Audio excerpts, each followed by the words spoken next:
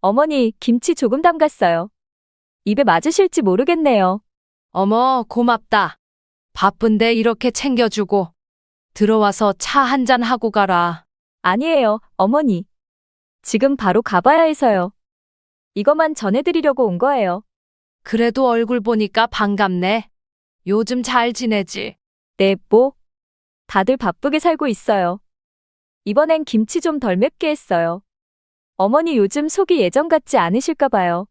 아직은 소화도 잘 되는데, 하하. 고맙다. 그래도 조심하셔야죠.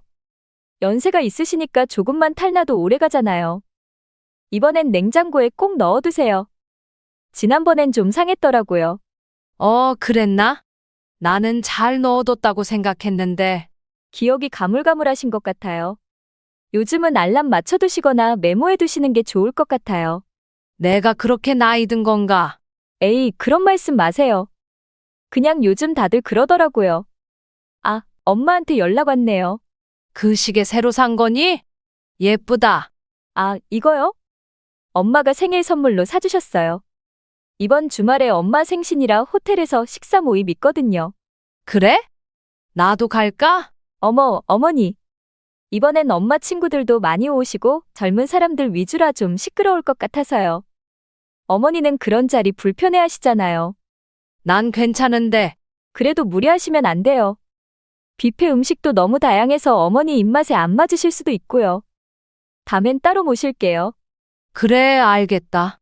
아, 그리고 요즘 TV 소리 너무 크게 틀지 마세요. 지난번에 깜짝 놀랐어요. 이웃한테 민원 들어올까 걱정돼서요. 그날은 귀가 좀 먹먹해서. 일부러 그런 건 아니야. 알죠? 요즘은 워낙 예민하니까요. 아, 엄마 또 문자 왔네. 이만 가볼게요. 호텔 라운지에서 만나기로 했거든요.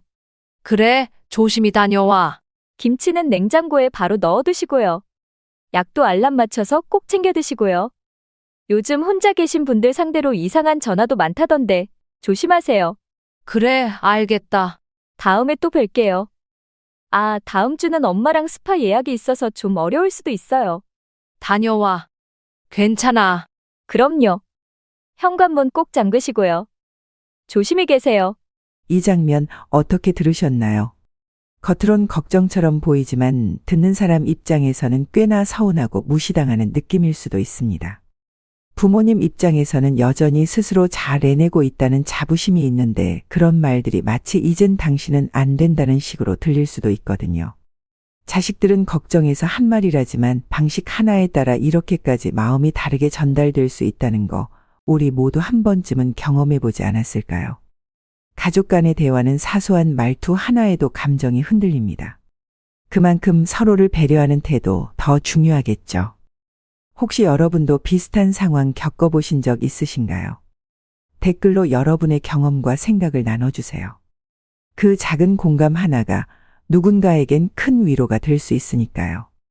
이런 이야기들 더 함께 나누고 싶다면 구독과 좋아요, 알림 설정까지 부탁드릴게요. 여러분의 공감과 참여가 이 채널을 더 따뜻하게 만듭니다.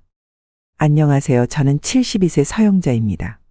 50년이 넘는 시간을 교직에 몸담았던 내게 정년퇴임은 새로운 시작이었습니다. 남편이 세상을 떠나고 혼자 살게 된 지 벌써 5년. 처음엔 적응이 쉽지 않았지만 교사로 일하며 모은 퇴직금과 남편이 남긴 보험금 덕에 경제적 걱정은 없었습니다. 매일 아침 일어나면 창문을 활짝 열고 햇살을 맞이하는 게 내 일과의 시작이었습니다. 70대의 나이에도 운전면허를 유지하며 원할 때 어디든 갈 수 있는 자유가 좋았습니다. 어머니, 그 나이에 운전하시는 거 위험하지 않아요? 택시 타시면 되잖아요. 민우가 종종 걱정스러운 말투로 던지는 말이었지만 나는 웃으며 고개를 저었습니다. 내가 교통사고 한 번이라도 냈니? 40년 무사고야. 내 아버지보다 운전 잘한다고 칭찬받았는데. 사실 운전은 내게 단순한 이동 수단 이상의 의미였습니다. 그건 내가 아직 누군가에게 의존하지 않고 살아갈 수 있다는 증거였습니다. 내 삶의 작은 성취감이었달까. 매주 화요일이면 근처 도서관에서 열리는 독서 모임에 참석했고 목요일엔 오랜 교직 동료들과 차를 마시며 수다를 떨었습니다. 금요일 오후엔 요가 수업을 듣기 시작했는데 처음엔 뻣뻣한 몸이 잘 따라주지 않아 웃음거리가 되기도 했지만 이제는 제법 유연해졌습니다.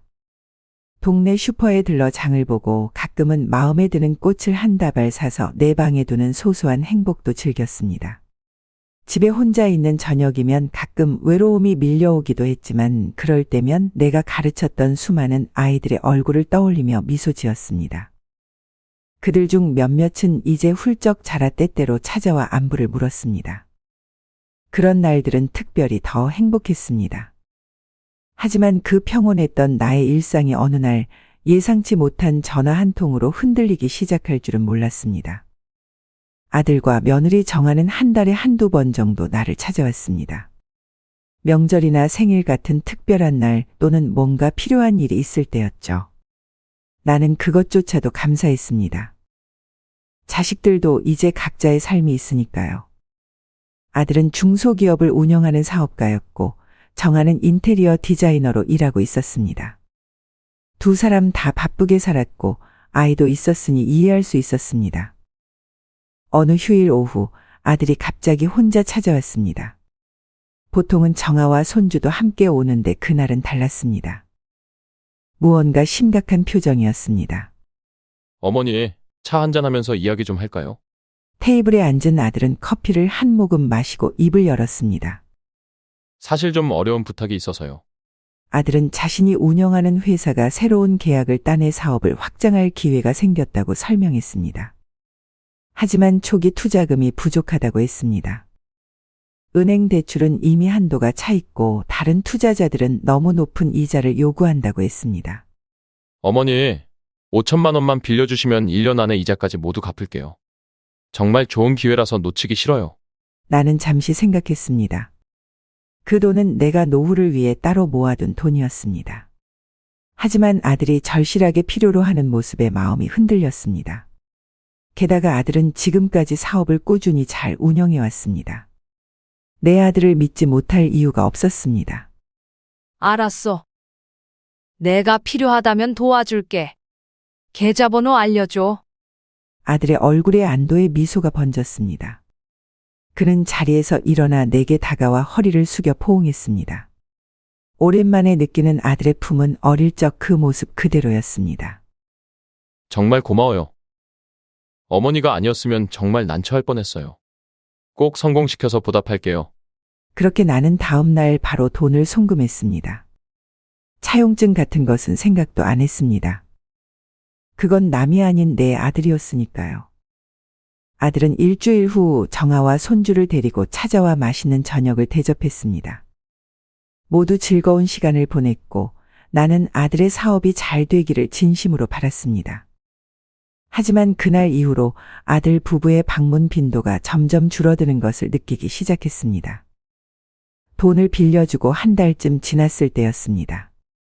아들에게 10번째 전화를 걸었지만 이번에도 받지 않았습니다. 겨우 받은 한 번의 통화에서도 그는 바쁘다며 서둘러 끊었습니다. 어머니, 죄송한데 지금 거래처와 미팅 중이에요. 나중에 연락드릴게요. 그래, 바쁜 건 알지만 가끔은 어머니 생각도 해줬으면 좋겠구나. 네, 알겠어요. 주말에 꼭 찾아뵐게요. 그 약속은 지켜지지 않았습니다. 약속했던 주말 방문도 취소되었습니다. 첫 주말엔 갑자기 해외 바이어가 왔다. 고했고 다음 주말엔 민석이가 열이 났다. 고했습니다. 세 번째 주말에는 아예 연락도 없었습니다. 제가 먼저 전화했을 때 아들은 아, 맞다. 오늘이었죠? 정아 친정에 급한 일이 생겨서 지금 가는 길이에요. 다음에 꼭 찾아뵐게요. 라고 말했습니다. 또 정아 친정이니? 나도 아들 얼굴 한번 보고 싶은데. 어머니, 그게 아니라 정말 급한 일이라서요. 다음 주에는 꼭 가겠습니다. 한숨만 나왔습니다. 더는 무슨 말을 해야 할지 몰랐습니다. 그 다음은 한 달이 지나서야 찾아왔습니다. 어느 날 갑자기 정아가 집에 들렀습니다. 반가운 마음에 부엌으로 달려가 차를 준비하려는데 정아는 현관에서 나가려는 듯 서 있었습니다. 어머니, 오래 못 있어요. 이거 드리고 가려고요. 제가 담근 김치예요. 정아야, 차라도 한 잔 마시고 가지 그러니? 오랜만에 보는데. 죄송해요, 어머니. 다음에 시간 넉넉할 때 올게요. 플라스틱 통 하나를 건네는 정아의 손목에는 새 명품 시계가 반짝였습니다. 김치를 받아들고 감사 인사를 건네려는데 정아의 전화가 울렸습니다. 네, 지금 가고 있어요. 예약 시간 맞출 수 있을 것 같아요. 호텔 뷔페 자리 잡아놨다고요? 좋네요. 아빠도 좋아하시겠다. 통화를 마친 정아는 어색하게 웃으며 서둘러 인사를 했습니다.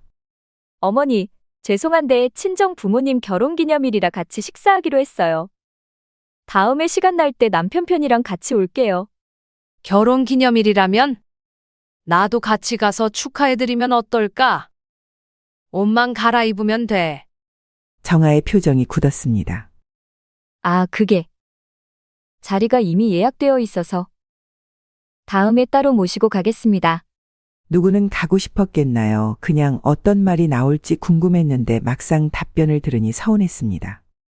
문이 닫히고 저는 한참 동안 그 자리에 서 있었습니다. 손에 들린 김치통과 귓가에 맴도는 호텔 뷔페라는 단어 사이의 간극이 너무 컸습니다. 그날 저녁 혼자 식탁에 앉아 정아가 준 김치로 저녁을 먹으며 생각했습니다. 내가 너무 예민한 건가? 아들과 정아의 달라진 태도가 신경 쓰였지만 그날까지만 해도 제 마음 한편에는 바쁘니까 그럴 수도 있지라는 변명이 있었습니다. 그런데 그날 친구들 모임에서 들은 말 한마디가 그 마지막 위안마저 무너뜨렸습니다. 매주 화요일은 오랜 친구들과 만나는 날이었습니다. 30년 넘게 이어온 모임이라 서로의 속마음까지 훤히 알고 있는 사이였죠. 평소처럼 동네 카페에 모여 차를 마시며 수다를 떨고 있었습니다. 미영이가 갑자기 한숨을 쉬며 말했습니다. 내가 얼마 전에 뉴스에서 봤는데 요즘 자식들이 부모한테 돈 받아놓고 연락 끊는 일이 많다더라. 우리 옆집 박 할머니도 그랬다고 하더라고. 순간 다른 친구들의 이야기가 들리지 않았습니다.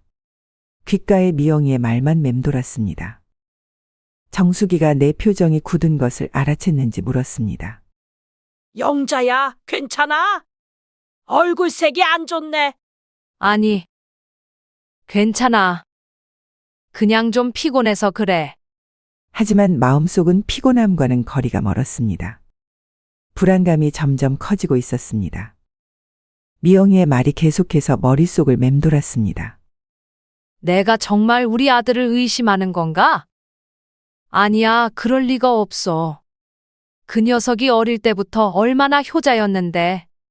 하지만 머릿속 한켠에서는 의심의 목소리가 조금씩 커지고 있었습니다.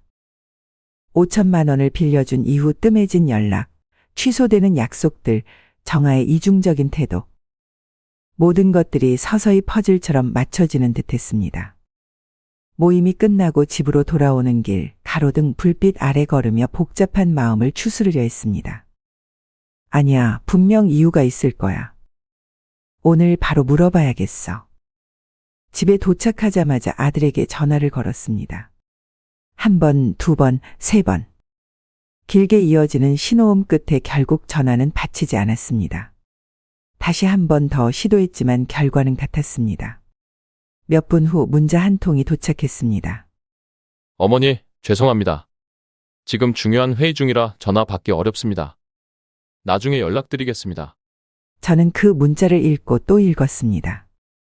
예전 같았으면 그냥 넘어갔을 상황이지만 이제는 마음 한구석이 불편했습니다. 시계를 보니 저녁 9시가 넘어가고 있었습니다. 이 시간에 무슨 회의를 하고 있다는 거지? 답장을 보냈습니다. 중요한 얘기가 있어. 회의 끝나면 꼭 전화해줘. 하지만 그날 밤 아들의 전화는 오지 않았습니다. 밤새 뒤척이며 생각했습니다. 내가 너무 예민한 건가? 아니면 정말로 무슨 일이 있는 건가? 마침내 새벽녘에 결심했습니다. 내일은 직접 아들 회사에 찾아가 보기로요. 그동안 한 번도 불쑥 찾아간 적은 없었지만 이제는 궁금함을 참을 수 없었습니다. 다음 날 아침 서둘러 준비를 마치고 아들 회사가 있는 강남으로 향했습니다. 지하철을 타고 가는 내내 불안한 마음이 가라앉지 않았습니다. 혹시 회사에 문제가 생겼다면? 그래서 돈을 빌린 건가? 그런데 왜 솔직하게 말하지 않는 거지? 회사 건물에 도착해 엘리베이터를 타고 올라갔습니다. 아들 회사 문 앞에 서자 잠시 망설였습니다. 정말 들어가도 될까? 그때 문이 열리며 직원으로 보이는 젊은 여성이 나왔습니다. 안녕하세요. 혹시 사장님 찾으세요? 네, 제가 사장님 어머니인데요. 지금 계신가요? 그녀의 표정이 살짝 당황한 듯 했습니다. 사장님은 지금 안 계세요. 오전에 중요한 미팅이 있다고 나가셨어요. 혹시 언제 돌아오시는지 아세요? 글쎄요. 정확히는 모르겠네요. 하지만 오늘 오후에는 회사에 안 계실 거라고 하셨어요. 발걸음을 돌리는데 문득 궁금한 것이 있어 다시 물었습니다. 그런데 어제 저녁에도 회의가 있었나요? 직원은 더욱 당황한 표정으로 말했습니다. 어제요? 아니요. 어제는 사장님이 일찍 퇴근하셨어요. 장인어른 생신이라고. 어제 밤 아들이 보낸 문자가 떠올랐습니다. 지금 중요한 회의 중이라 전화 받기 어렵습니다. 그것은 거짓말이었습니다. 아들은 정아의 아버지 생신 자리에 있었던 겁니다. 그리고 저에게는 말하지 않았습니다. 회사 건물을 나오면서 눈물이 흘렀습니다. 더 이상 변명할 여지가 없었습니다. 아들과 정아는 분명 저를 의도적으로 멀리하고 있었습니다. 그리고 그것은 제가 5천만 원을 빌려준 후부터 시작된 일이었습니다. 아들 회사에서 돌아온 후 집에만 있기가 답답했습니다. 마음을 달래려고 근처 대형 쇼핑몰에 나갔습니다. 새 옷이라도 사면 기분이 나아질까 싶었죠. 백화점 2층을 둘러보다가 문득 귀에 익은 웃음소리가 들렸습니다. 반사적으로 고개를 돌렸습니다. 그 순간 제 눈앞에 펼쳐진 광경은 마치 영화의 한 장면 같았습니다. 럭셔리 브랜드 매장 앞에 아들과 정아 그리고 정아의 부모님이 함께 서 있었습니다. 정아의 어머니가 비싼 핸드백을 들고 환하게 웃고 있었고 아들은 카드를 건네며 무언가 말하고 있었습니다. 민석이는 할아버지 손을 잡고 있었죠. 순간 숨이 멎는 것 같았습니다. 어제 밤 중요한 회의가 있다던 아들이, 오늘 오전 중요한 미팅이 있다던 아들이, 그토록 바빠서 저를 만날 시간이 없다던 아들이 여기서 정아의 부모님과 쇼핑을 즐기고 있었습니다. 다리가 떨렸지만 천천히 그들에게 다가갔습니다. 아들아, 제 목소리에 네 사람 모두 깜짝 놀란 듯 돌아봤습니다. 아들의 얼굴이 순식간에 창백해졌습니다. 정아는 들고 있던 쇼핑백을 황급히 내려놓았습니다. 어머니? 여기서 뭐 하세요? 제 목소리는 의외로 차분했습니다. 쇼핑하러 왔지. 너희들은? 아들과 정아가 서로 눈빛을 교환했습니다. 그들의 당황한 표정이 모든 것을 말해주고 있었습니다. 저희는 방금 막 들어왔어요. 아들이 어색하게 웃으며 말했습니다. 정아가 재빨리 거들었습니다. 네, 급하게 물건 하나만 사려고 했어요. 아버지 선물요. 정아의 어머니는 가방을 등 뒤로 숨기며 어색하게 인사했습니다. 아이고, 사부! 오랜만이네요. 쇼핑백 여러 개가 그들 발치에 놓여 있었습니다. 명품 로고가 선명한 백화점 쇼핑백들이었습니다. 막 들어왔다는 말이 거짓임을 한눈에 알 수 있었습니다. 물건 하나만 사려고 했는데 쇼핑백이 많네. 잠시 어색한 침묵이 흘렀습니다. 아들이 말을 더듬으며 변명했습니다. 아, 이건 장인어른 생신 선물 고르다가. 저기, 어머니는 어떻게 여기 오셨어요? 제 시선이 정아의 부모님으로 향했습니다. 정아의 아버지는 저와 눈을 마주치지 못하고 시선을 돌렸습니다. 정아의 어머니는 당황한 듯 핸드백을 만지작거리고 있었습니다. 어제 장인어른 생신이었나 보네? 회의 중이라고 했던 것 같은데. 아들의 표정이 굳었습니다. 그제서야 그가 어제 보낸 문자가 거짓이었음을 제가 알고 있다는 것을 깨달은 듯했습니다. 어머니, 그게 설명할 수 있어요. 설명 안 해도 다 보이는구나. 억지로 미소를 지으며 정아의 부모님께 인사했습니다. 즐거운 쇼핑하세요. 저는 이만 가볼게요. 돌아서는데 아들이 제 팔을 잡았습니다. 어머니, 오해하지 마세요. 저희가 다음에 어머니도 모시고 식사해요. 제 눈에서 눈물이 흘러내릴 것 같아 고개를 돌렸습니다. 됐다. 바쁜데 방해했네. 즐겁게 쇼핑해. 백화점을 나오는 발걸음이 무거웠습니다. 귓가에는 아들의 변명과 정아의 어색한 웃음소리가 맴돌았습니다. 엘리베이터를 타고 내려오면서 제 얼굴이 거울에 비쳤습니다.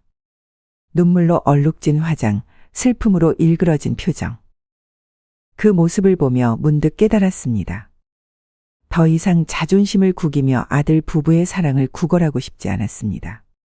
아들과 정아의 부모님을 쇼핑몰에서 마주친 일은 제게 큰 상처였지만 그것은 시작에 불과했습니다. 그 일이 있고 일주일 정도 지났을 때였습니다. 평소처럼 차를 운전해 마트에 장을 보러 가던 중이었습니다. 신호등 앞에서 정차한 채 초록불을 기다리고 있었죠. 그때였습니다. 갑자기 쾅 하는 소리와 함께 차 전체가 크게 흔들렸습니다. 뒤에서 누군가가 제 차를 들이받은 겁니다. 충격으로 제 몸이 앞으로 튕겨나갔다가 다시 시트에 세게 부딪혔습니다. 순간 정신이 아득해졌습니다. 누군가 차 창문을 두드리며 소리쳤습니다. 겨우 정신을 차리고 보니 뒷차 운전자였습니다. 젊은 남성이 걱정스러운 얼굴로 제게 말을 걸고 있었습니다. 죄송합니다. 제가 잠깐 휴대폰을 보다가 정말 죄송합니다. 다치신 데는 없으세요? 그제서야 제 몸 상태를 확인했습니다. 다행히 피가 나거나 뼈가 부러진 것 같지는 않았습니다. 하지만 목과 허리에 날카로운 통증이 느껴졌습니다. 목이랑 허리가 아픈 것 같네요. 이러면 안 되는데 바로 병원에 가보시는 게 좋겠습니다. 제가 모시고 갈게요. 그렇게 해서 근처 종합병원 응급실로 향했습니다. 가는 길에 아들에게 전화를 걸었습니다. 손이 떨려 번호를 누르기도 힘들었습니다. 아들은 전화를 받자마자 바쁜 목소리로 말했습니다. 어머니, 지금 중요한 업무 미팅 중인데요. 내가 교통사고가 났어.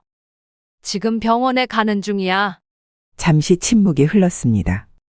사고요? 크게 다치셨어요? 크게 다친 건 아닌데 목이랑 허리가 많이 아파. 알겠어요. 근데 지금 정말 중요한 미팅이라서 끝나는 대로 갈게요.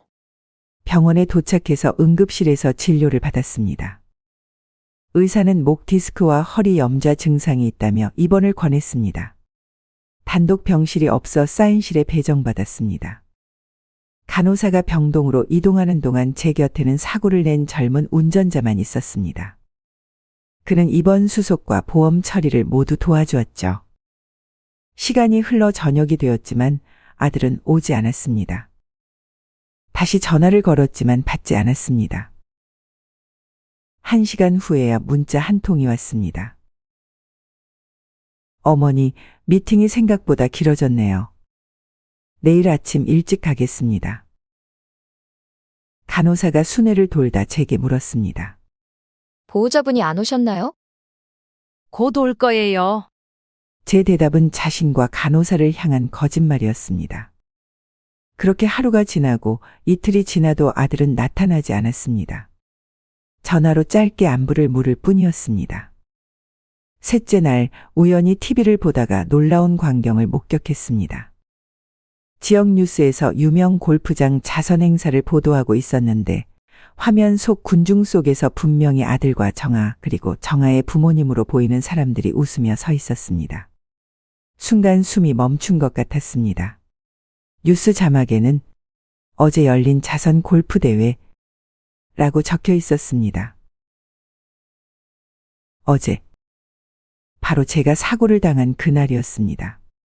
아들은 중요한 업무 미팅? 을 핑계로 병원에 오지 않았지만 실제로는 정아의 부모님과 골프 대회에 참석하고 있었던 겁니다. 다음 날 아침 퇴원을 결정했습니다. 의사의 만류에도 불구하고 집으로 돌아가고 싶었습니다. 퇴원 후 곧바로 아들 집으로 향했습니다. 제가 병원에 있다는 걸 알면서도 오지 않은 이유를 직접 묻고 싶었습니다. 아들 아파트 현관에 도착해 익숙한 비밀번호를 눌렀지만 삐삐하는 거부음이 울렸습니다. 다시 한번 눌러보았지만 결과는 같았습니다. 비밀번호가 변경됐나? 벨을 눌렀습니다. 잠시 후 인터폰이 울렸습니다. 누구세요? 정아의 목소리였습니다.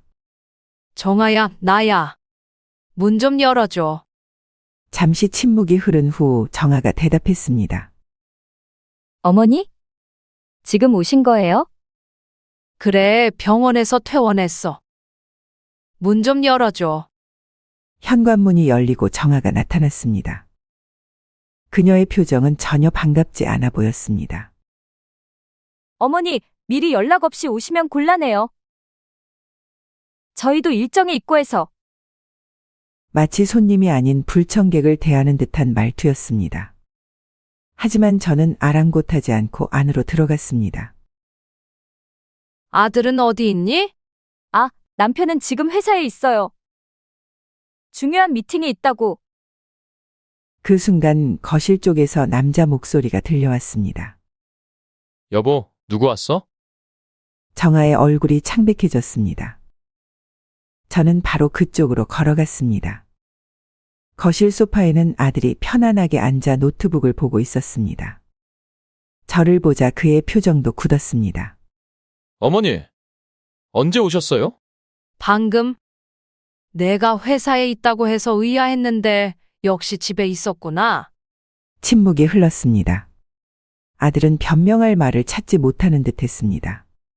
왜 병원에 한 번도 오지 않았니? 아들이 눈을 피하며 대답했습니다. 정말 바빠서요. 회사의 중요한 프로젝트가. 정아 어머니가 감기 걸렸을 때는 시간이 있었는데 두 사람의 표정이 놀란 듯 변했습니다. 정아가 버럭 화를 냈습니다. 어머니, 어떻게 그걸? 누가 그런 소리를? 세상은 좁고 소문은 빠르단다. 내가 교통사고로 병원에 누워있는 동안 너희는 정아 부모님과 함께 골프를 치고 정아 어머니 감기에는 과일 바구니를 들고 달려가고. 아들이 말을 끊었습니다. 어머니, 그건 오해예요. 저희가 설명할게요. 설명할 필요 없다. 나는 이제 모든 걸 알았으니까. 내가 돈이 필요할 때는 너희를 믿고 5천만 원을 기꺼이 내줬는데 내가 정작 도움이 필요할 때는 거짓말로 피하고 현관 비밀번호까지 바꾸고. 목소리가 떨렸지만 저는 똑바로 서서 두 사람을 바라보았습니다. 아들은 제 눈을 피했고 정아는 불만스러운 표정으로 입술을 깨물고 있었습니다. 이제 난 돌아간다. 앞으로 어떻게 할지는 내가 결정할 테니 너희도 각오하고 있어. 집을 나서는 제 뒤로 아들이 쫓아왔습니다. 어머니, 오해하지 마세요. 정말로 바빠서. 더 이상 변명은 필요 없다. 이제 난 눈을 제대로 뜨게 됐으니까. 그날 이후로 저는 아들 부부를 바라보는 시선이 완전히 달라졌습니다. 더 이상 그들의 행동을 모성으로 포장하거나 이해하려 하지 않았습니다. 아들 집에서 돌아온 후 한동안 정신을 차릴 수 없었습니다. 내가 아들을 어떻게 키웠기에 이렇게 변했을까 자책하기도 했습니다. 그래도 병원비 문제는 해결해야 했습니다. 교통사고 보험 처리가 끝나기 전에 우선 제 통장에서 입원비와 치료비를 먼저 냈습니다. 생각보다 비용이 많이 나와서 노후를 위해 따로 모아둔 통장에서 돈을 꺼내야 했습니다. 며칠 후 아들에게 전화가 왔습니다. 몸은 괜찮은지 묻는 형식적인 안부였습니다. 저는 담담하게 대답했습니다. 병원비가 생각보다 많이 나와서 저축해둔 돈을 좀 썼어. 아들은 무심하게 대답했습니다. 엄마 통장에 돈 많잖아요. 그 무심한 한마디에 가슴이 철렁 내려앉았습니다. 제가 어떻게 평생을 절약하며 모아온 돈인데 그렇게 쉽게 말할 수 있을까요? 문득 화가 치밀어 올랐습니다. 그래? 내 통장에 돈이 많다고? 네가 그걸 어떻게 알아? 그건 그렇고 내가 사업한다고 빌려간 5천만 원은 안 갚니? 잠시 침묵이 흘렀습니다. 그리고 아들의 대답은 저를 완전히 충격에 빠뜨렸습니다. 그건 엄마가 우리 줬다고 생각했는데요.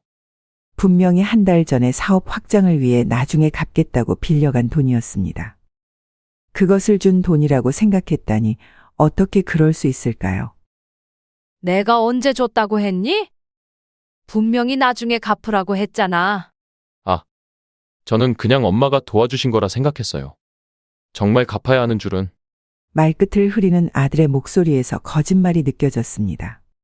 그는 처음부터 그 돈을 갚을 생각이 없었던 겁니다. 제 가슴이 무너져 내렸습니다. 그럼 너희에게 빌려준 돈 모두 갚을 생각이 없었던 거니? 아니, 그게 아니라 지금 사업이 잘 되면 당연히 나중에.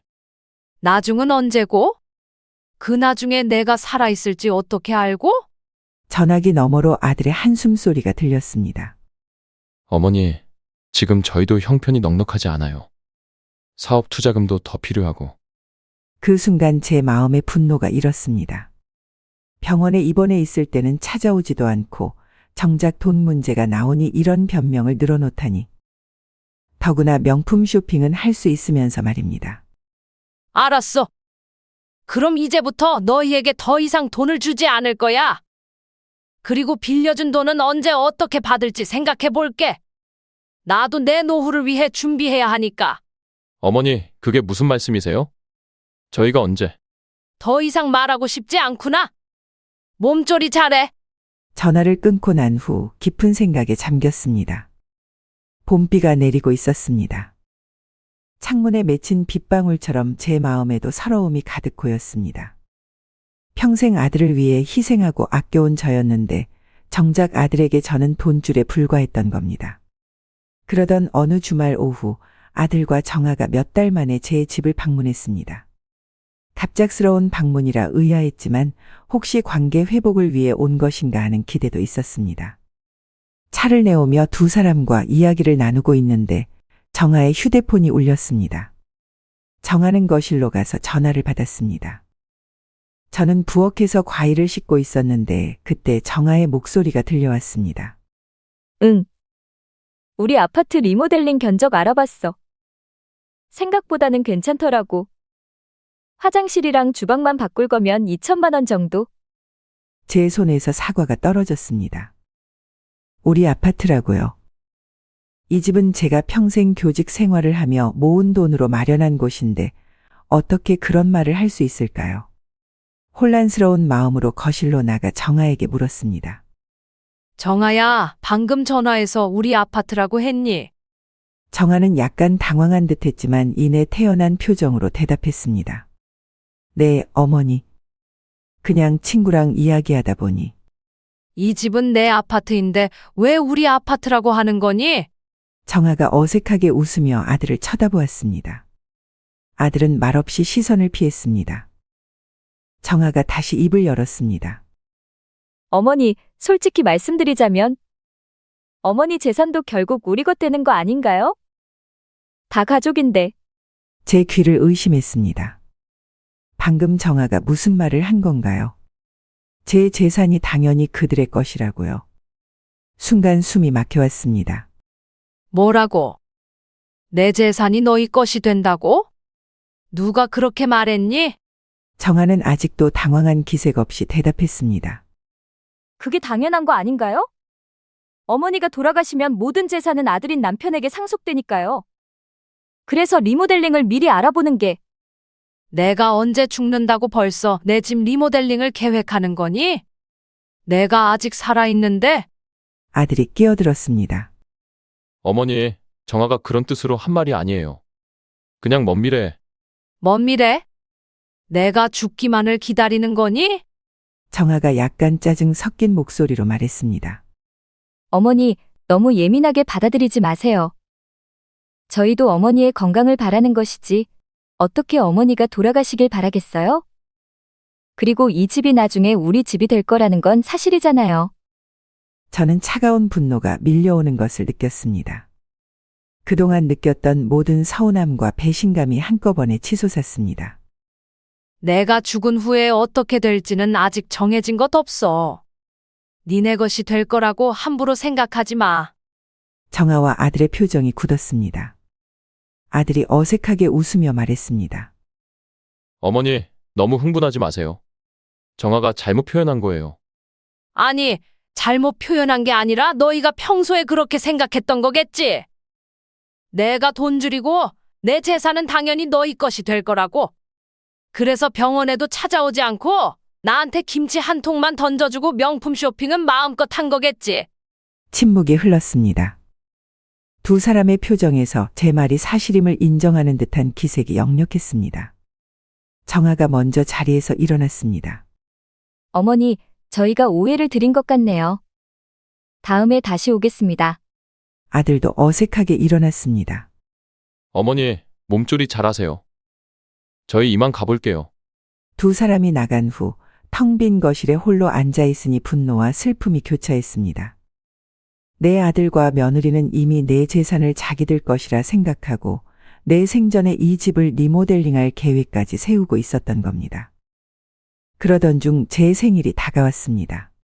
솔직히 아들 부부가 찾아올지 의문이었지만 그들은 의외로 방문하겠다고 연락해 왔습니다. 생일 당일 저는 아침부터 음식을 준비했습니다.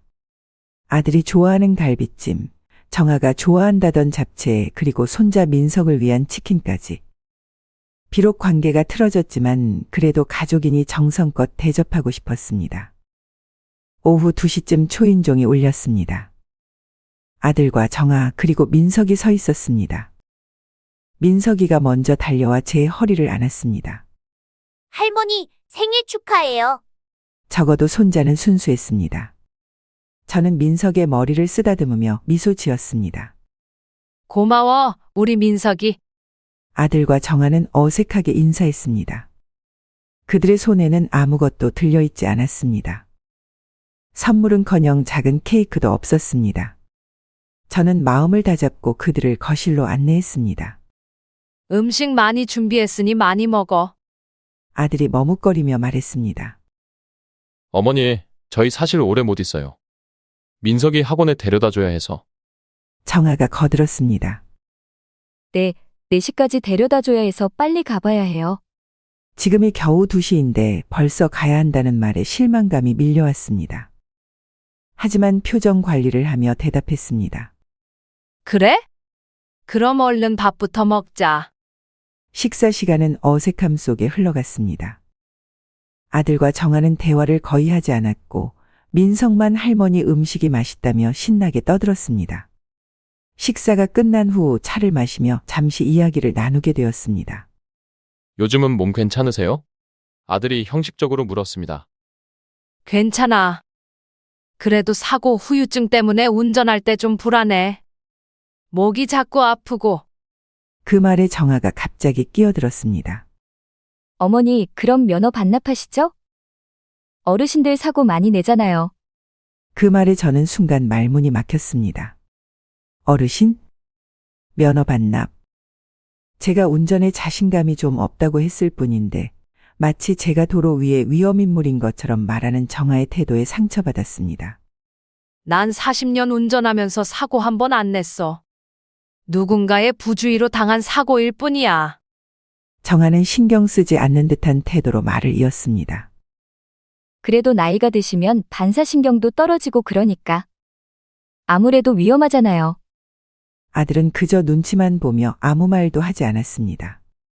저는 깊은 한숨을 내쉬었습니다. 얼마 후 그들은 서둘러 자리를 떴습니다. 생일 선물도 케이크도 없이 겨우 1시간 머물다 간 가족들. 문을 닫고 홀로 남겨진 거실에서 저는 텅 빈 마음을 느꼈습니다.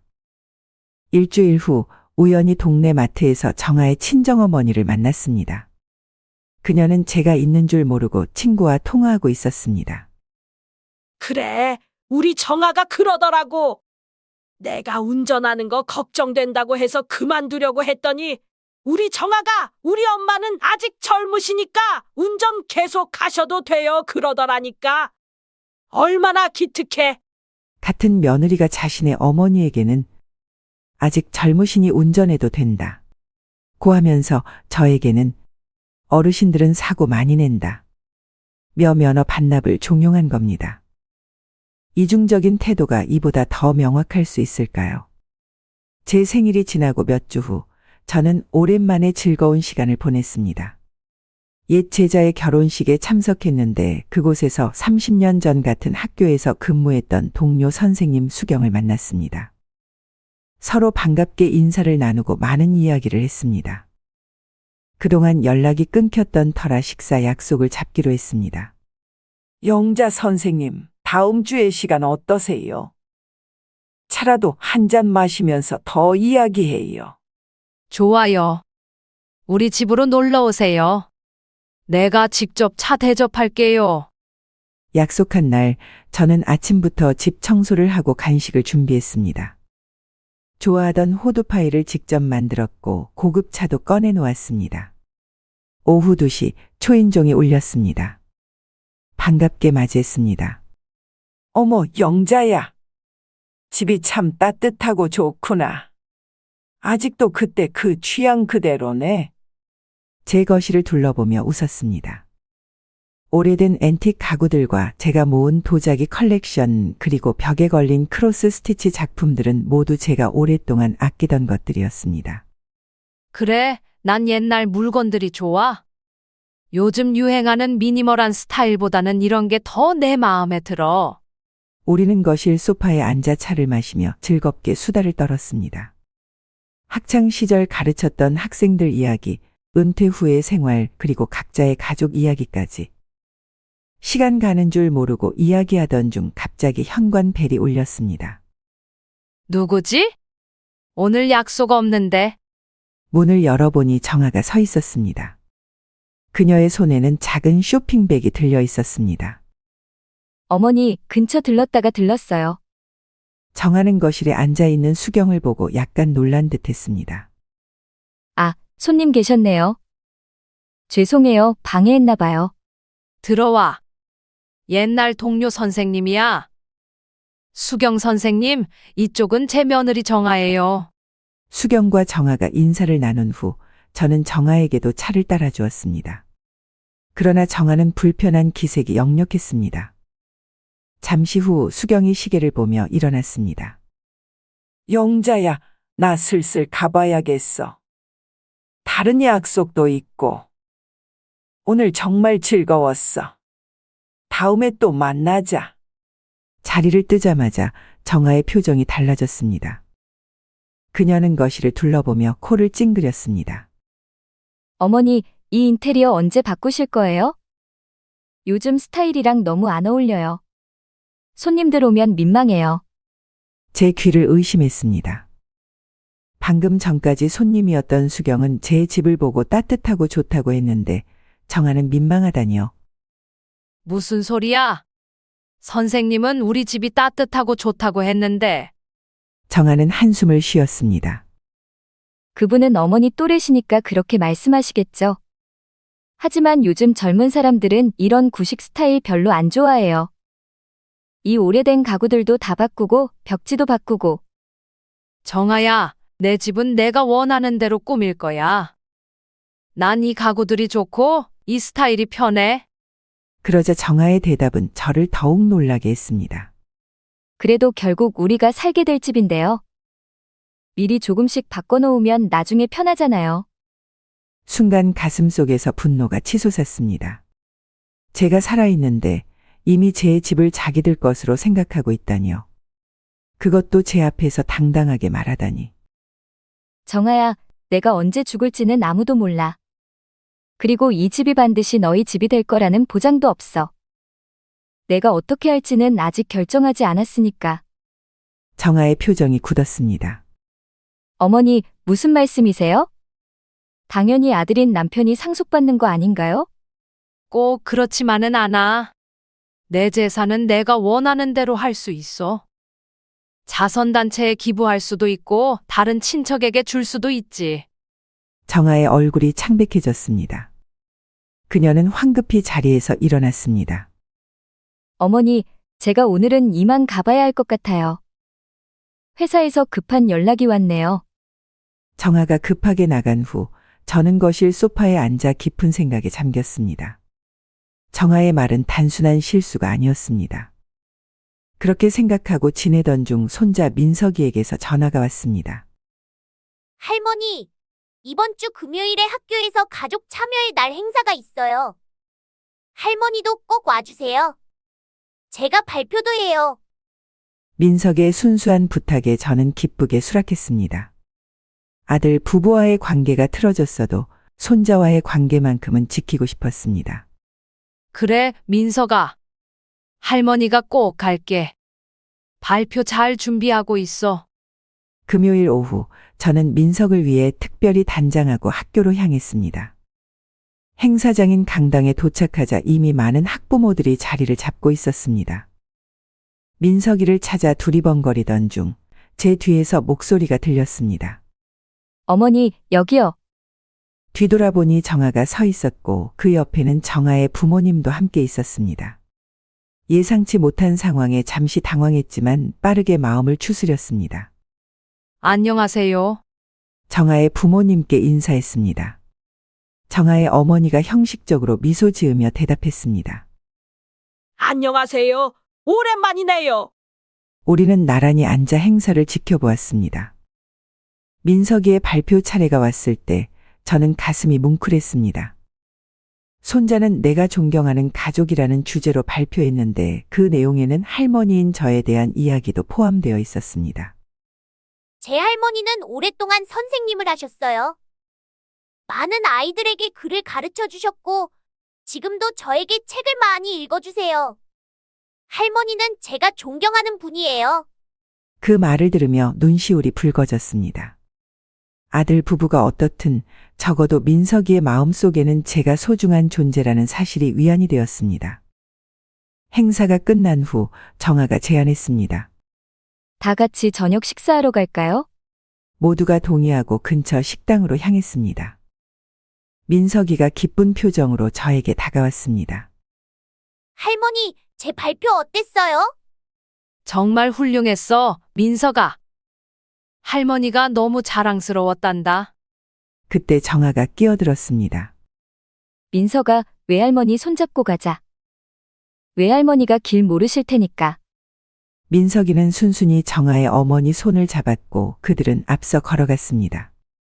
저는 아무 말 없이 뒤에서 조용히 따라갔습니다. 제 마음은 무거웠지만 민석이의 나를 망치고 싶지 않았습니다. 식당에 도착했을 때 정아는 이미 자리 배치를 마친 듯 했습니다. 그녀의 부모님은 민석이 양옆에, 정아와 아들은 그 맞은편에 자리를 잡았습니다. 저를 위한 자리는 그 테이블에 없었습니다. 어머니, 죄송한데 자리가 좀 좁네요. 저기 옆 테이블에 앉으시겠어요? 음식 주문할 때 같이 할게요. 같이 밥 먹으러 왔는데 다른 테이블에 따로 앉아야 한다니 이보다 더한 무시가 있을까요? 하지만 문제를 일으키고 싶지 않았습니다. 그래, 괜찮아. 저는 옆 테이블로 자리를 옮겼습니다. 그곳에서 혼자 앉아 그들의 모습을 지켜보았습니다. 정아의 부모님은 민석이와 즐겁게 대화를 나누고 아들과 정아는 웃으며 이야기했습니다. 그들 사이에는 끈끈한 가족애가 느껴졌습니다.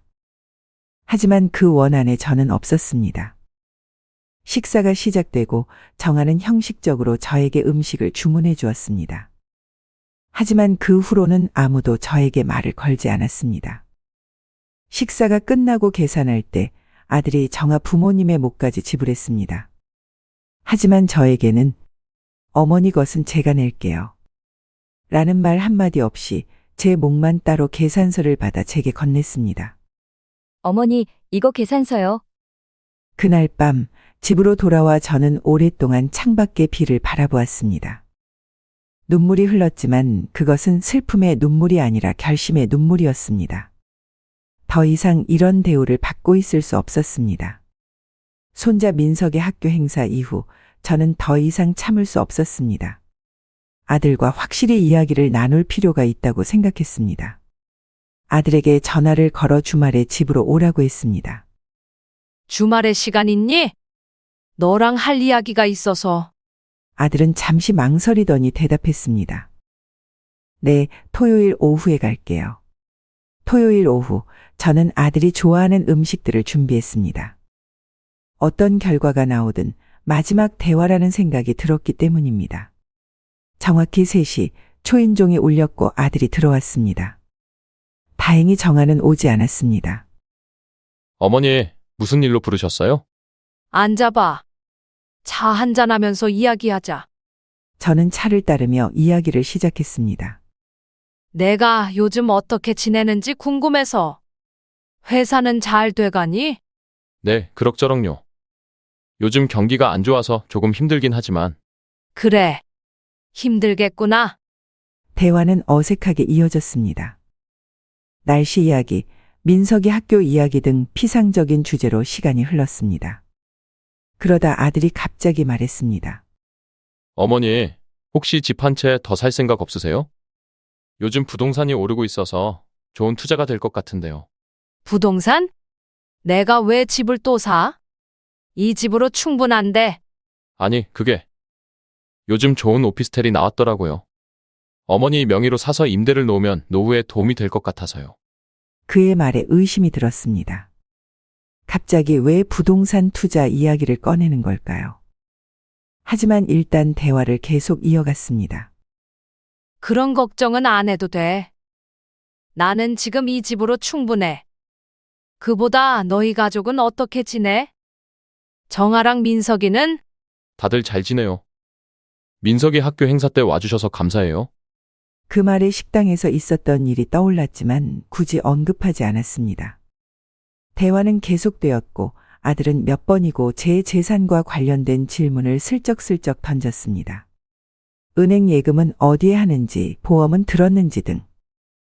저는 대충 얼버무리며 대답했습니다. 대화가 한참 이어지던 중 아들의 휴대폰이 울렸습니다. 그런데 소리를 듣지 못했나 봅니다. 잠시만요, 어머니. 화장실 좀 다녀올게요. 아들은 휴대폰을 소파 위에 두고 화장실로 향했습니다. 그때 다시 한번 알림음이 울렸고 저는 무심코 그쪽을 바라보았습니다. 화면이 밝아지면서 문자 내용이 보였습니다. 어머니 재산 어떻게 할 거예요? 우리 집에 등기 이전해달라고 해봐요.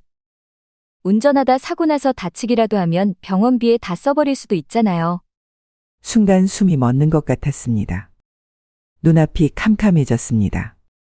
아들과 정아가 저를 불러 이야기를 나눈 것이 아니라 제 재산을 노리고 있었던 겁니다.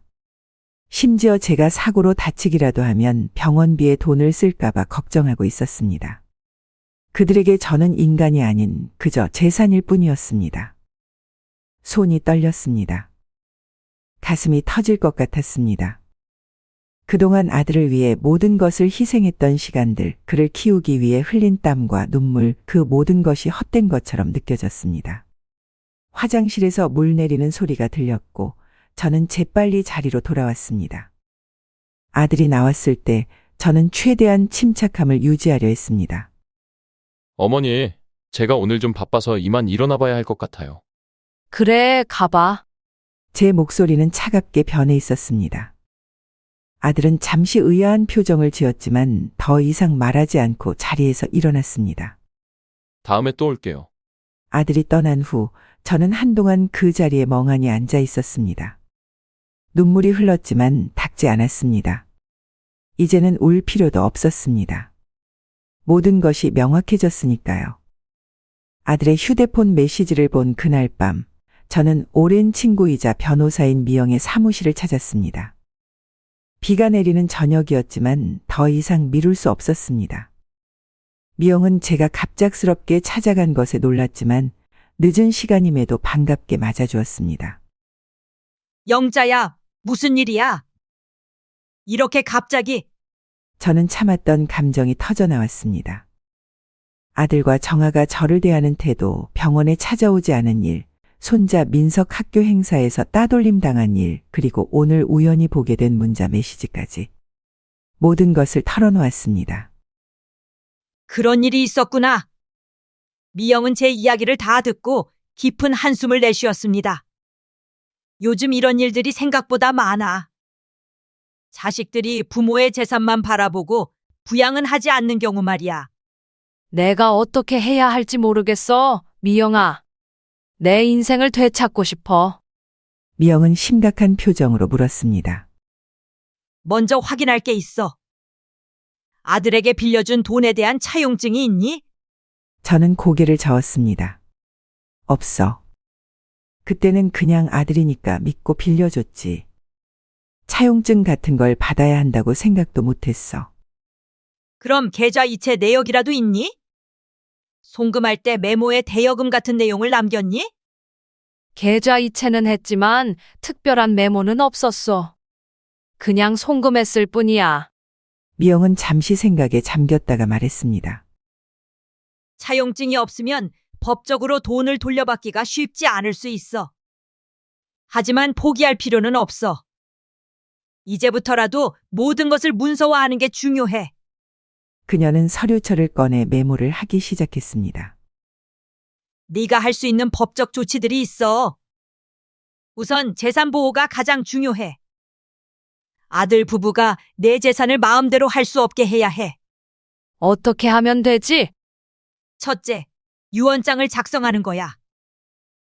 네가 원하는 대로 재산을 분배할 수 있어. 꼭 아들에게 다 줄 필요 없어. 자선단체나 신탁에 기부할 수도 있고. 미영은 차분하게 계속 설명했습니다. 둘째, 생전 증여를 고려해 볼 수 있어. 장학재단을 설립하거나 의미 있는 단체에 기부하는 거지.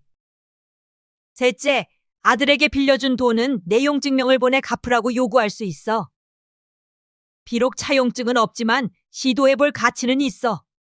저는 미영의 말을 하나하나 새기며 들었습니다. 그녀의 전문적인 조언이 제게 희망을 주었습니다. 그리고 가장 중요한 건 영자야. 미영이 제 손을 꼭 잡으며 말했습니다. 아무리 자식이라도 당신 재산을 마음대로 할 수 없어. 네 결정할 권리가 있어. 그 말에 제 눈에 눈물이 고였습니다. 오랜 시간 동안 저는 내 아들을 위해서라는 이유로 제 권리를 포기해왔습니다. 하지만 이제는 제 인생의 주인공이 되어야 할 때였습니다. 고마워, 미영아. 용기를 얻었어. 내일부터 필요한 서류들을 준비하자. 유언장 작성, 재산 관리 계획, 아들에게 보낼 내용 증명. 모든 걸 도와줄게. 사무실을 나오며 하늘을 올려다보니 비가 그치고 별이 보이기 시작했습니다. 마치 제 인생에도 어두운 구름이 걷히고 새로운 빛이 비치기 시작한 것 같았습니다. 변호사 미영과의 상담 다음 날, 저는 오랫동안 이어온 목요일 친구 모임에 참석했습니다. 그 모임은 30년 넘게 함께해온 초등학교 교사 출신 친구들의 모임이었습니다. 평소라면 일상적인 대화와 웃음으로 가득했겠지만 이날은 제 마음이 무거웠습니다. 동네 카페에 도착하자 친구들이 반갑게 맞아주었습니다. 진숙, 미영, 정숙, 영희. 모두 저와 수십 년을 함께한 친구들이었습니다. 그들의 따뜻한 미소가 제게 위안이 되었습니다. 영자야, 얼굴이 안 좋아 보이네. 무슨 일 있어? 정숙이 걱정스러운 표정으로 물었습니다. 순간 참았던 감정이 북받쳐 올랐습니다. 그동안 아들 부부에게 당한 일들, 그리고 어제 본 문자 메시지까지. 모든 것을 털어놓았습니다. 친구들은 저희 이야기를 진지하게 들어주었습니다.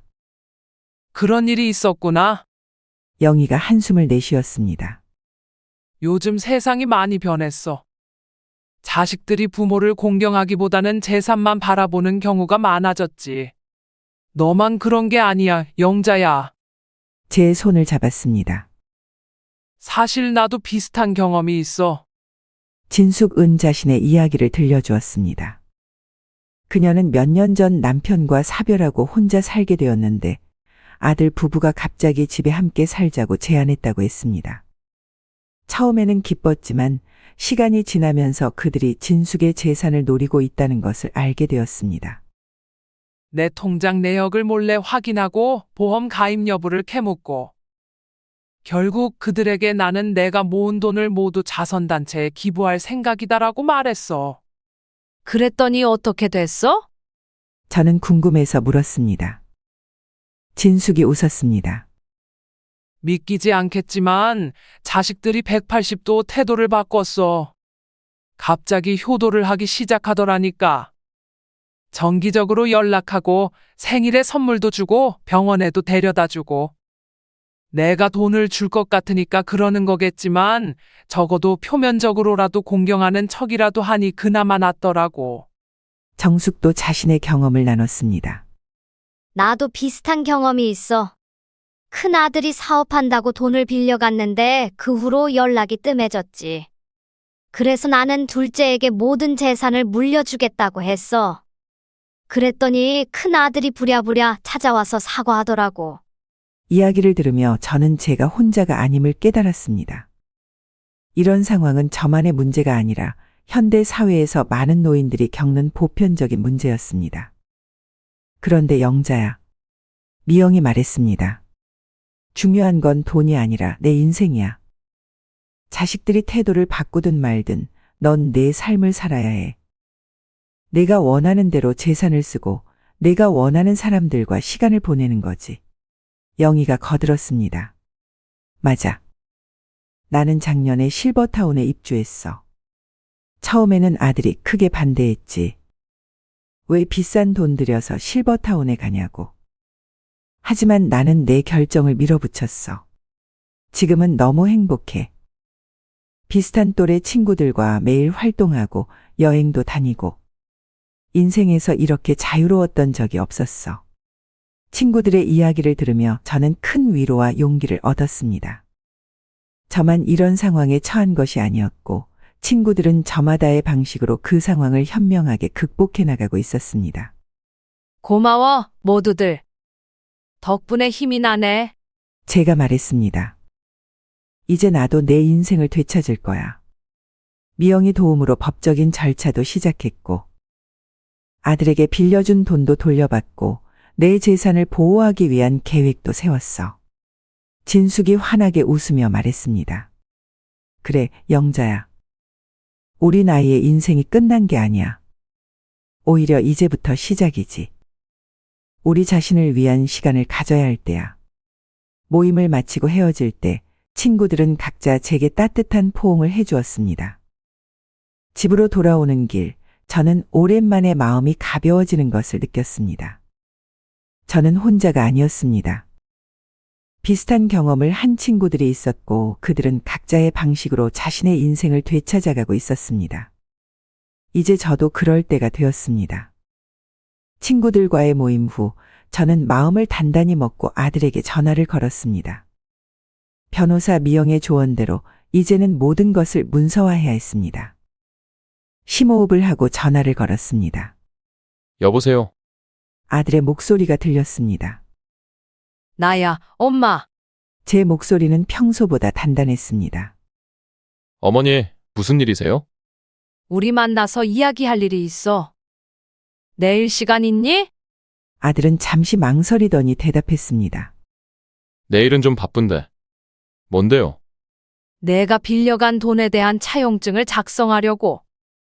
정식으로 서류를 만들자. 전화기 너머로 침묵이 흘렀습니다. 아들이 놀란 것 같았습니다. 차용증이요? 왜 갑자기 그러세요? 저를 못 믿으세요? 그의 반응은 예상했던 그대로였습니다. 빌린 돈을 갚을 생각이 없는 사람의 전형적인 반응이었습니다. 이건 믿음의 문제가 아니야. 비즈니스야. 내가 결혼할 때 빌려간 5천만 원과 얼마 전에 사업한다고 빌려간 5천만 원 모두 공식적인 서류가 필요해. 어머니, 저희가 얼마나 바쁜데 그런 걸로. 제가 말을 끊었습니다. 내 아내가 내 아파트를 우리 아파트라고 부르는 걸 들었어. 앞으로는 이런 문제 생기지 않게 서류로 정리하자. 전화기 너머로 아들의 숨소리가 거칠어졌습니다. 그는 제가 정아의 말을 들었다는 사실에 당황한 듯했습니다. 그게 언제? 언제인지는 중요하지 않아. 중요한 건 내 재산에 대한 오해가 있었다는 거지. 내가 살아있는 동안 내 재산은 내 것이야. 그리고 내가 빌린 돈은 빌린 거지 받은 게 아니야. 어머니, 정아가 실수로 그렇게 말한 거예요. 그런 의도는 아니었을 거예요. 그래? 그럼 더욱 서류로 정리해야겠네. 오해가 없도록. 아들이 한숨을 내쉬었습니다. 정말 그렇게까지 해야 돼요? 저희는 가족인데. 제 목소리는 더욱 단호해졌습니다. 그래, 우리는 가족이야. 하지만 가족이라고 해서 법적 책임이 사라지는 건 아니지.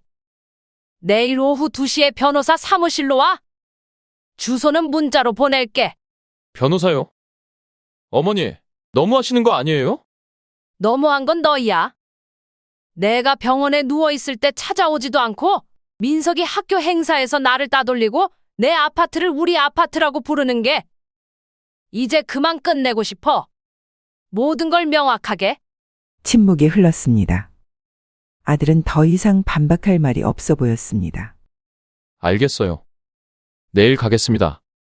전화를 끊고 난 후 저는 떨리는 손으로 차 한 잔을 따랐습니다.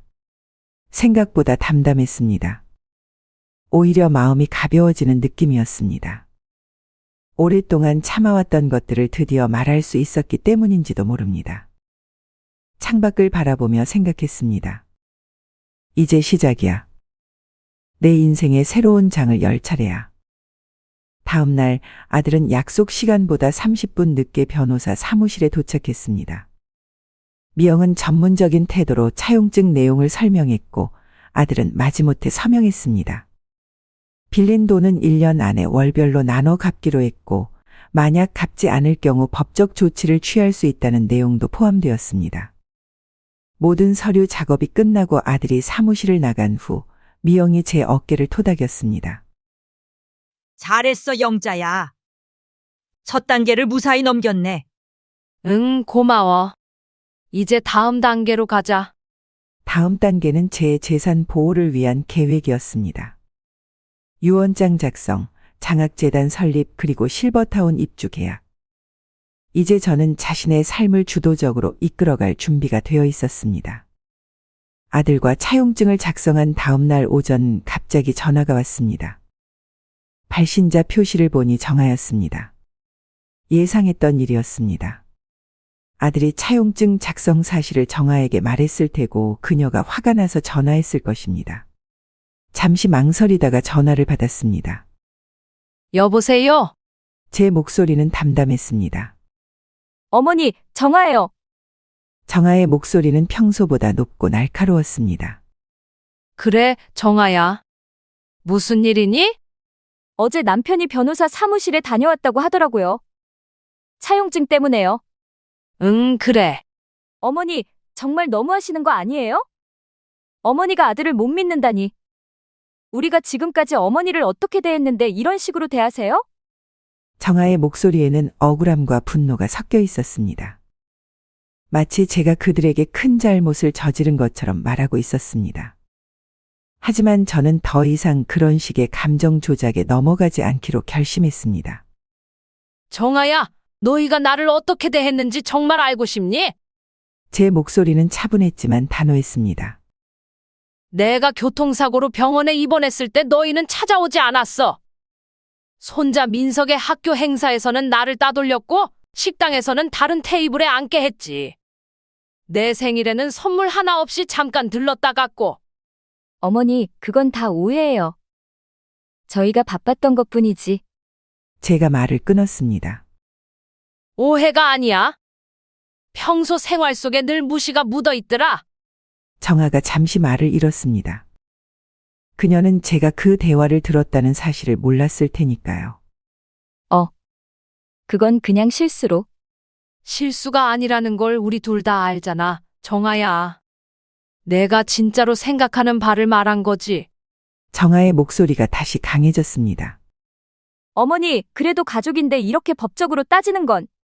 내 재산은 니네 것이 아니야. 제가 단호하게 말했습니다. 전화기 너머로 침묵이 흘렀습니다. 정아는 아무 말도 하지 못했습니다. 제가 이렇게 당당하게 맞받아칠 거라고 예상하지 못했던 것 같습니다. 지금까지의 저는 항상 참고 이해하고 양보하는 어머니였으니까요. 침묵이 좀 더 이어진 후 정아가 어색하게 말을 이었습니다. 어머니, 그래도 우리는 가족이잖아요. 이렇게 서로 법적으로 따지면 가족이라는 이름으로 존중받지 못하는 관계는 의미가 없어. 제가 차분하게 대답했습니다. 난 내 인생을 살고 싶어, 정아야. 내가 원하는 대로, 내가 결정한 대로. 그게 그렇게 이상한 일인가?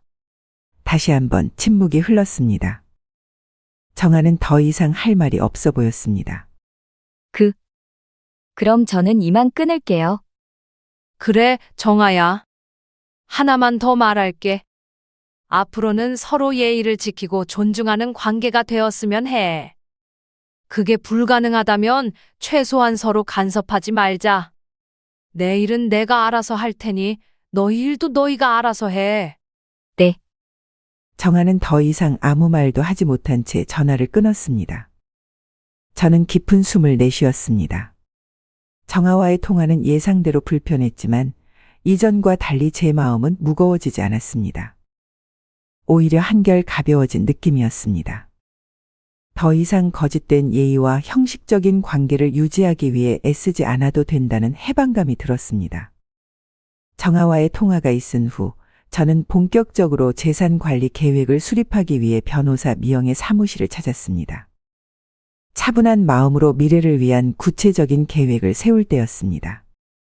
미영은 사무실 테이블 위에 여러 서류들을 펼쳐놓고 저와 함께 검토했습니다. 영자야, 오늘은 내 재산 관리 계획을 확실히 세워보자. 우선 가장 중요한 자산인 아파트부터 이야기해볼까? 응, 아파트는 계속 내 명의로 두고 싶어.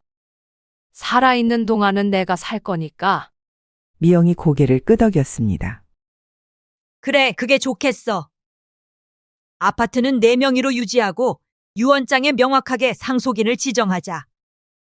그런데 꼭 아들에게만 상속할 필요는 없어. 다른 선택지도 있어.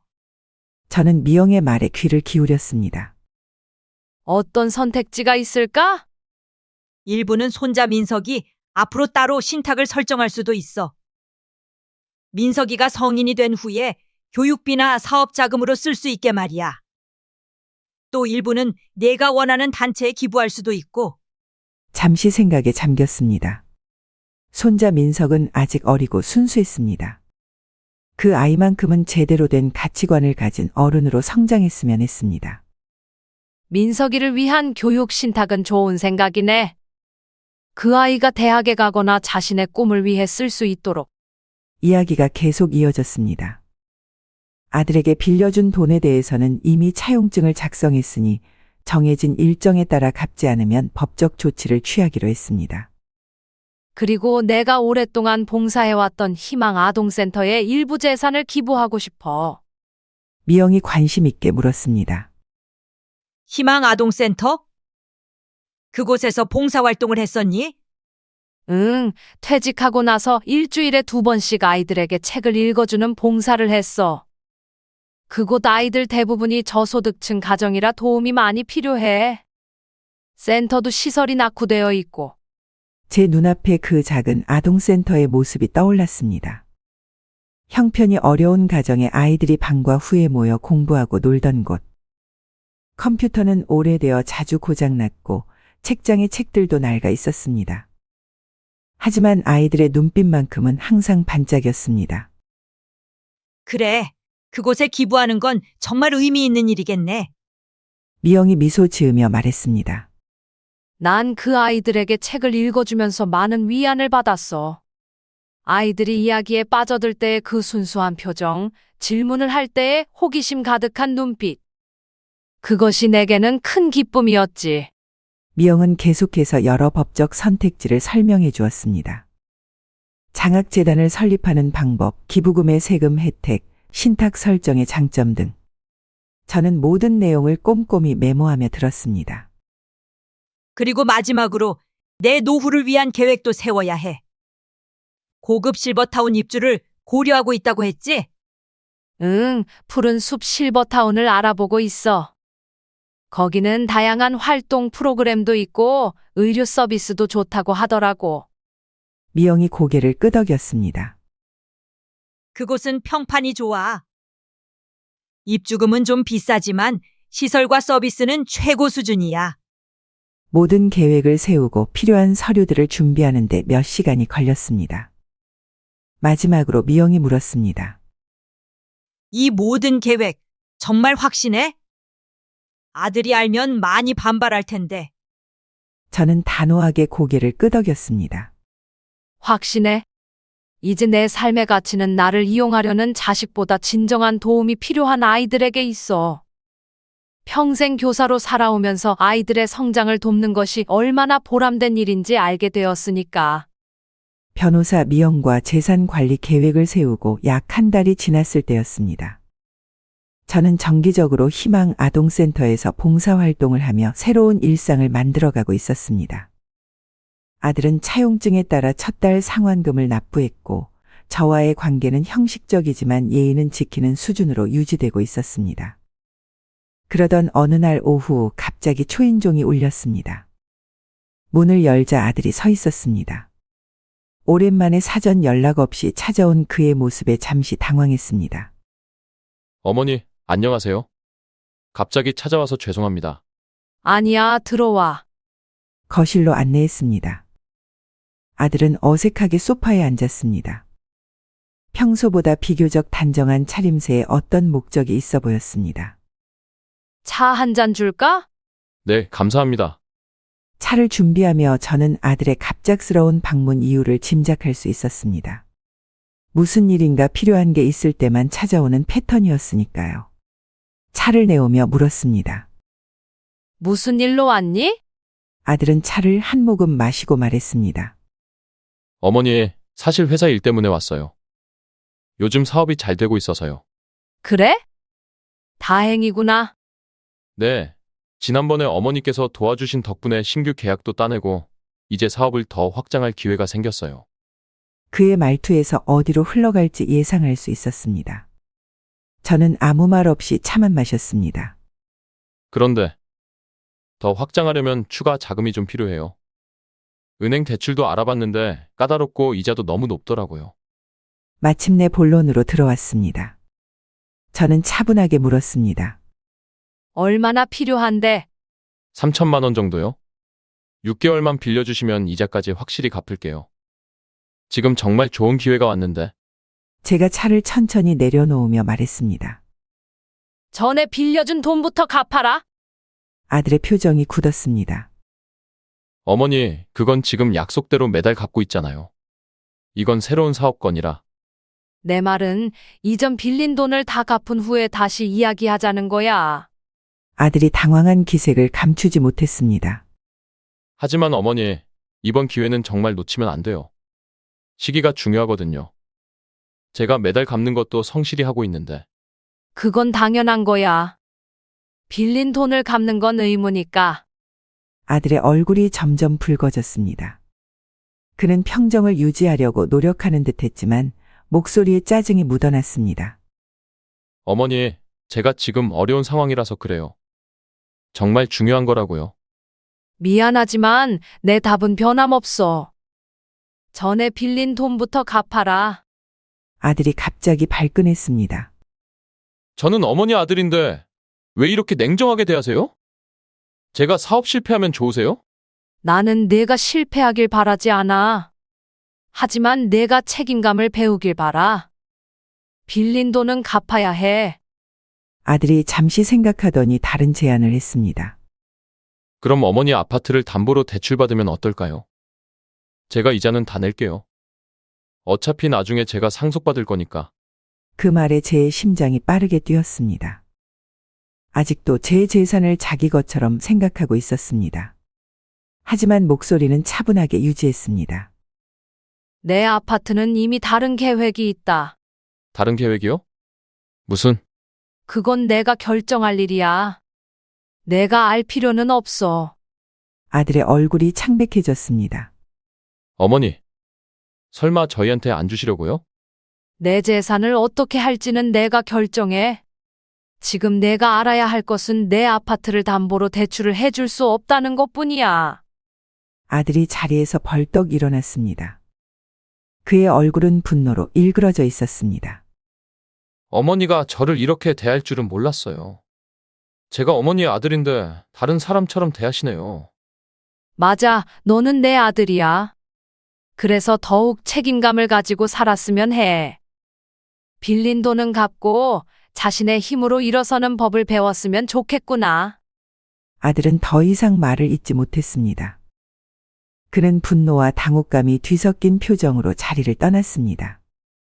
문이 세게 닫히는 소리가 들렸습니다. 혼자 남겨진 거실에서 저는 깊은 숨을 내쉬었습니다.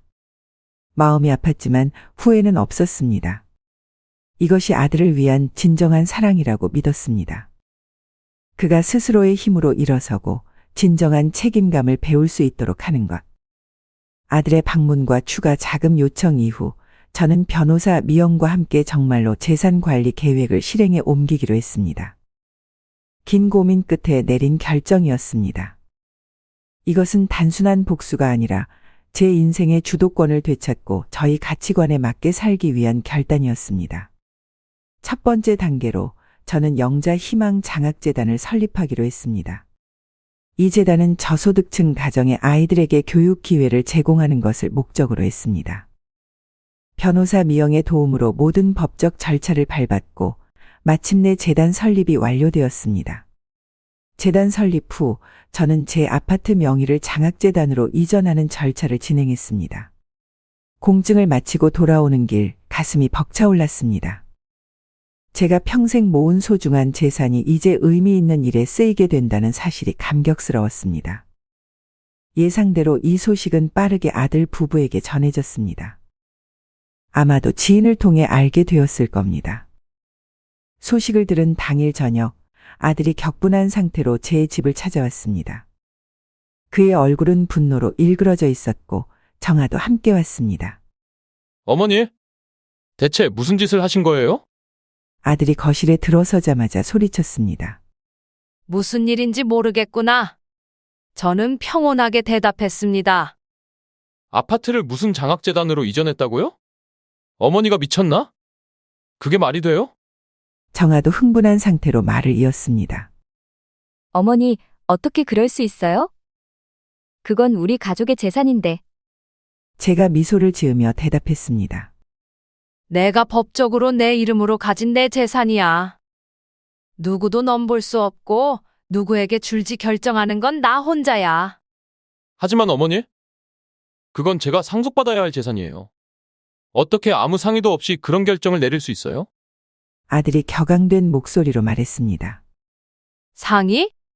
너희가 언제 나와 상의했니? 내 아파트를 우리 아파트라고 부르고 내가 죽기도 전에 리모델링 계획을 세웠던 그때? 아니면 내가 교통사고로 병원에 누워있을 때 골프장에 가 있던 그때?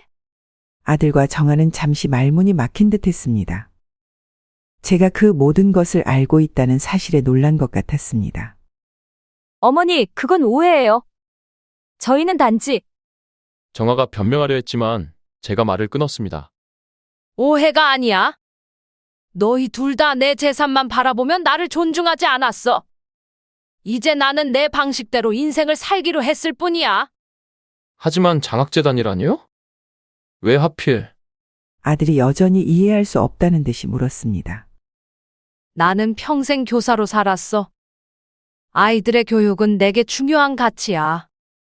이 재단을 통해 형편이 어려운 아이들이 꿈을 이룰 수 있도록 도울 거야. 그게 내 인생의 의미라고 생각해. 아들 부부는 한동안 아무 말도 하지 못했습니다. 그들은 제가 이렇게 단호하게 나올 거라고 예상하지 못했던 것 같았습니다. 첫 번째 단계가 성공적으로 이루어진 후 저는 두 번째 단계로 넘어갔습니다. 변호사 미영을 통해 아들에게 빌려준 돈을 상환하라는 내용 증명을 발송했습니다. 이미 작성한 차용증에 따르면 월별 상환 일정이 있었지만 아들은 최근 2달 동안 상환을 미루고 있었습니다. 내용 증명이 발송된 다음 날 정아에게서 전화가 왔습니다.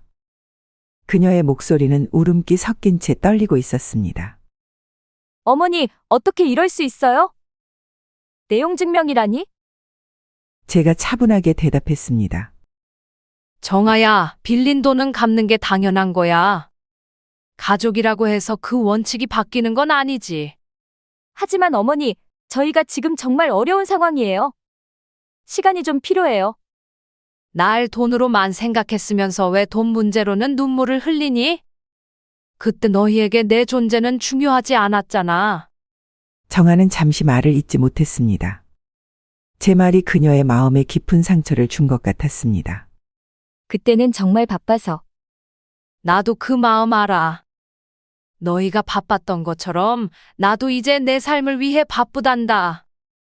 빌려준 돈은 2주 내에 모두 상환해 주길 바래. 그렇지 않으면 법적 절차를 진행할 수밖에 없어.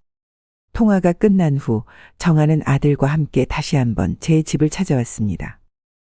이번에는 전과 달리 훨씬 누그러진 태도였습니다. 어머니, 저희가 빌린 돈은 모두 갚겠습니다. 시간을 좀 주시면. 아들이 겸손하게 말했습니다. 2주 안에 모두 갚아주길 바래. 그게 어렵다면 분할 상환 계획을 다시 세우자. 하지만 그 계획은 반드시 지켜야 해. 결국 아들 부부는 2주 안에 빌린 돈을 모두 상환하기로 합의했습니다.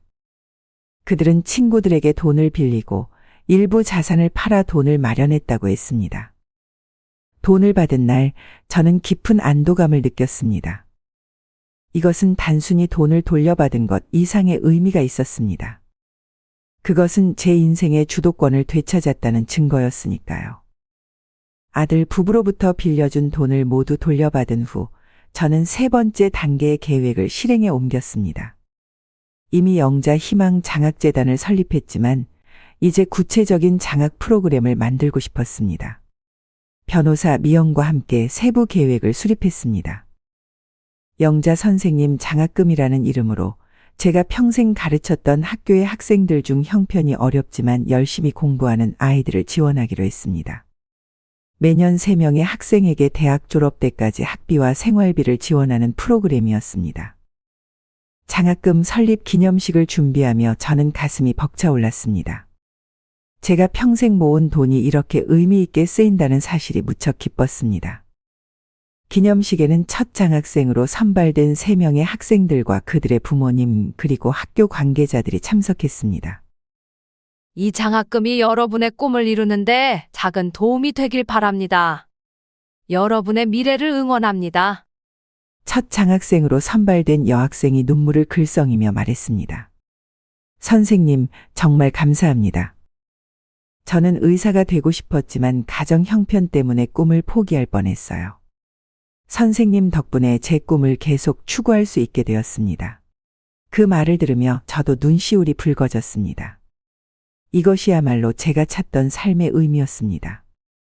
장학금 설립과 함께 저는 제 여생을 위한 계획도 세웠습니다. 오랫동안 알아보았던 푸른 숲 실버타운의 입주 계약을 마무리했습니다. 그곳은 다양한 취미 활동과 문화 프로그램 그리고 최상의 의료 서비스를 제공하는 고급 시설이었습니다. 무엇보다 비슷한 관심사를 가진 또래 친구들과 함께할 수 있다는 점이 마음에 들었습니다. 이 소식은 아들 부부에게 빠르게 전해졌습니다. 그들은 당황한 기색으로 제 집을 찾아왔습니다.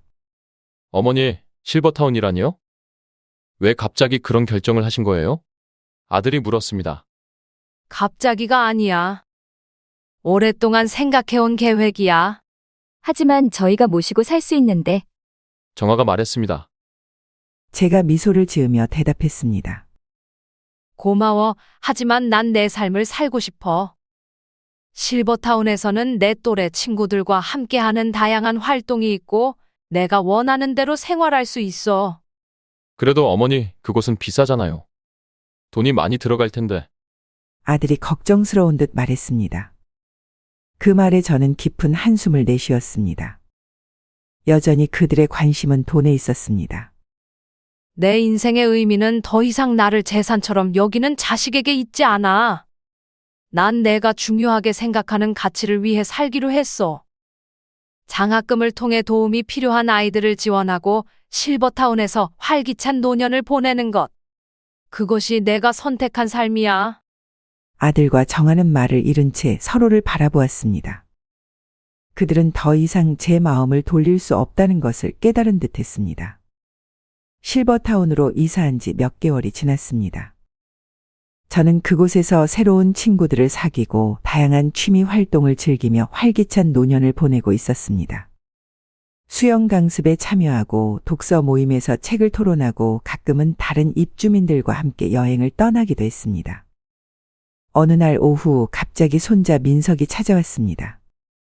이제 중학생이 된 민석은 훌쩍 자라 어엿한 청소년이 되어 있었습니다.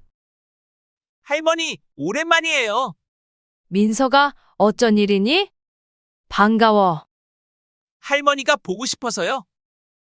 학교 끝나고 혼자 왔어요. 저는 감동을 받았습니다. 민석이가 스스로 저를 찾아온 것은 처음이었으니까요. 들어와. 할머니가 과자랑 음료수 준비할게. 실버타운 내 제 아파트로 민석을 안내했습니다. 그는 호기심 어린 눈으로 주변을 둘러보았습니다. 할머니, 여기 정말 좋네요. 수영장도 있고 영화관도 있고. 그래, 할머니는 여기서 아주 재미있게 지내고 있어. 간식을 먹으며 민석과 이야기를 나누었습니다. 학교 생활, 친구들 이야기, 그의 장래 희망까지. 민석은 컴퓨터 프로그래머가 되고 싶다고 했습니다. 대화가 이어지던 중 민석이 갑자기 진지한 표정으로 말했습니다. 할머니, 한 가지 말씀드리고 싶은 게 있어요. 그래, 무슨 일이니? 민석이 고개를 숙이며 말했습니다. 엄마 아빠가 할머니 돈만 바라봤던 것 같아 죄송해요. 제가 들은 이야기도 있고 엄마 아빠가 대화하는 걸 우연히 들은 적도 있어서. 그 말에 저는 깊은 슬픔과 동시에 따뜻함을 느꼈습니다. 어린 민석이 이런 상황을 알고 마음 아파한다는 사실이 안타까웠지만 동시에 그가 옳고 그름을 분별할 줄 아는 아이로 자라고 있다는 사실이 기뻤습니다. 민석아, 그런 말 하지 마. 그건 내가 사과할 일이 아니야. 저는 민석의 손을 부드럽게 잡으며 말을 이었습니다. 진정한 재산은 돈이 아니라 서로에 대한 존중과 사랑이란다. 내가 그것을 배웠다면 난 기쁘구나. 민석의 눈에 눈물이 고였습니다. 저는 그를 따뜻하게 안아주었습니다. 할머니, 저는 할머니처럼 다른 사람을 도울 수 있는 사람이 되고 싶어요. 할머니가 장학금 만드신 것처럼요. 그래, 민석아. 넌 정말 착한 아이야. 할머니는 내가 어떤 사람이 되든 항상 응원할 거야. 그날 이후로 민석은 정기적으로 저를 찾아왔습니다. 때로는 학교 숙제를 들고 와서 도움을 청하기도 하고 때로는 그냥 할머니와 시간을 보내고 싶다며 찾아왔습니다. 그 시간들은 제게 무엇과도 바꿀 수 없는 소중한 순간이 되었습니다. 실버타운에서의 삶은 예상보다 훨씬 더 풍요로웠습니다. 새로운 취미를 발견하고 새로운 친구들을 사귀고 무엇보다 자유롭게 제 삶을 살아가는 기쁨을 누렸습니다. 아들 부부와의 관계도 조금씩 달라지기 시작했습니다.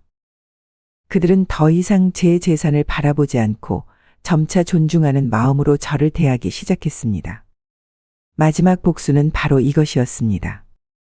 제 행복을 되찾은 것. 더 이상 누군가의 기대나 요구에 맞추지 않고 오롯이 제 자신으로 살아가는 것. 그것이야말로 진정한 승리였습니다. 실버타운 창문 너머로 보이는 저녁 노을을 바라보며 생각했습니다. 인생은 참 아이러니해. 내가 모든 것을 내려놓고 나서야 진정한 행복을 찾게 되다니. 민석이 보내준 손글씨 편지가 탁자 위에 놓여 있었습니다. 할머니, 사랑해요. 항상 건강하세요. 그 단순한 문장에 담긴 진심이 제 가슴을 따뜻하게 데웠습니다. 이것이 바로 진정한 재산이었습니다. 돈도 아파트도 아닌 서로에 대한 진실된 사랑과 존중.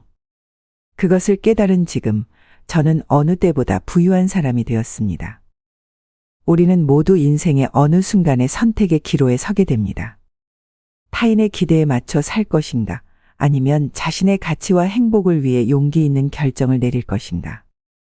저는 자신을 재산처럼 여기는 사람들에게 맞서 당당히 자신의 가치를 지켰고 그 과정에서 더 큰 행복과 의미를 발견했습니다.